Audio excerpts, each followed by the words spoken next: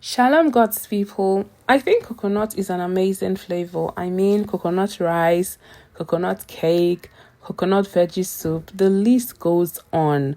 But today I'm trying something a little bit different, coconut flavored egg roll. Yep, you heard that right. Let's see how it goes. Now, speaking of coconuts, do you know who had coconut head in the Bible? His name was Jonah. God gave him a simple errand, go to Nineveh. But Jonah said, nah, I'm good. And that decision cost him a lot. Let me talk you through how it all played out.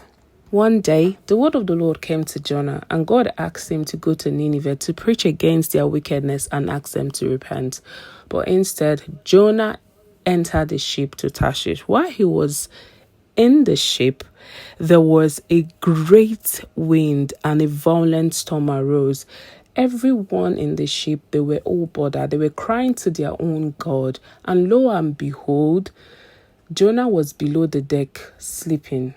And the captain said to him, why are you not bothered? Why are you not calling on your own God? Let's see if he will hear us. Don't you see what is going on?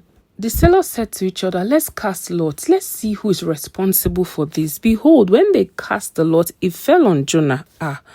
They were like, who is responsible for making this trouble for us? Who are you? Where do you come from?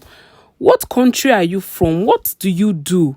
Then he answered, I'm a Hebrew. I worship the Lord, the God of heaven, who made the sea and the dry land.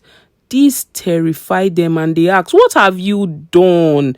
Like, what did you do to this your God that is making the wind so violent against the sea? The sea was getting rougher, and they asked Jonah, what should we do to make the sea calm down for us? So Jonah told them to throw him into the sea.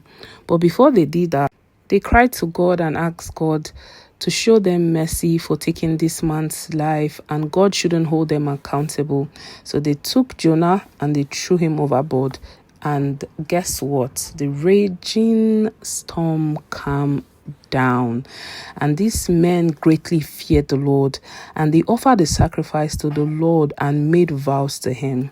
But Jonah thought that this was the end. No, Jonah went into the belly of a fish. There he spent 3 days and 3 nights. He prayed to the Lord and repented, and God commanded the fish to throw him out to dry land. The word of the Lord came to Jonah the second time to go to Nineveh. He went straight to Nineveh this time around, and he preached against their wickedness. And guess what?